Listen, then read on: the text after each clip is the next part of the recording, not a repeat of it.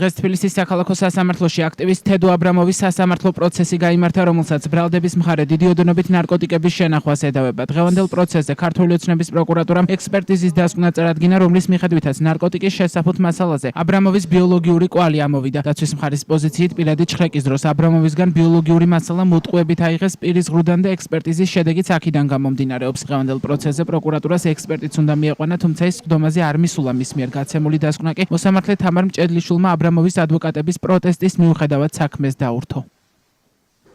სხდომაზე ასევე დაიკითხა მოწმე პოლიციელი სოსო ავალიშვილი, რომელმაც აბრამოვის დროებით საცხოვრებელში დეტექტივებთან ერთად ჩხრეკა ჩაატარა. მის თქმით, სახლში შესვლა და ბინის ჩხრეკა კანონიერად მოხდა. ამის საპირისპიროდ დაცვის მხარე ამბობს, რომ ჩხრეკა უკანონო იყო, რადგან პოლიციას თედო აბრამოვის პირადი ჩხრეკისას ამოღებული ჰქონდა სახლის გასაღები, ასევე ეგრეთ წოდებული ჩიპი, რომლის მეშვეობით სადარბაზოს კარი გააღო და დაკავებული სახლში შევიდა. ავალიშვილის თქმით, კორპუსში შესვლა მათ შენობაში მცხოვრები მეზობლების მეშვეობით შეძლეს. კარი დაკეტილი იყო, მაგრამ ვერაც გამოდიოდა შევედით, არ ვიცი. არ ვიცი, კი დაკეტილი იყო. ანუ მოსახლეობაში შედიოდა და შევედით ჩვენც. ანუ რა ვიცი, სადარბაზოა და ცხოვრობენ და ზოგი გადიოდა, ზოგი შემოდიოდა, რა მნიშვნელობა აქვს, მეც მისვლა ხამის 2 საათზე და ხამის 3 საათზე. სახლში. ადვოკატის კითხვაზე მიმდინარეობდა თუ არა ვიდეო გადაღება სახლის ჩხრეკისას, ავალიშვილმა თქვა, რომ თავდაპირველად ვიდეოს იღებდნენ, თუმცა დადგენილების გაცნობის შემდეგ მეხსიერების გადატვირთვის გამო ტელეფონი გაითიშა.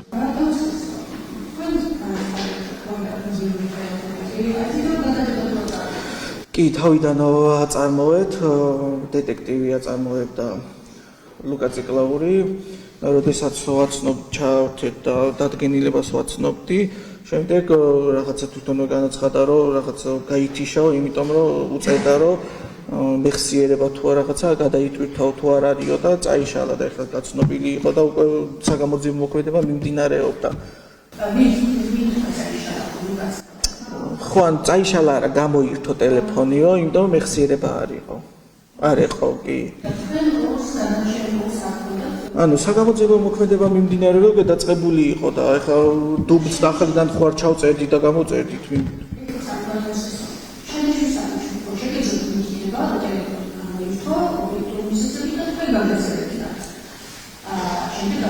ხო, რა ვიცი.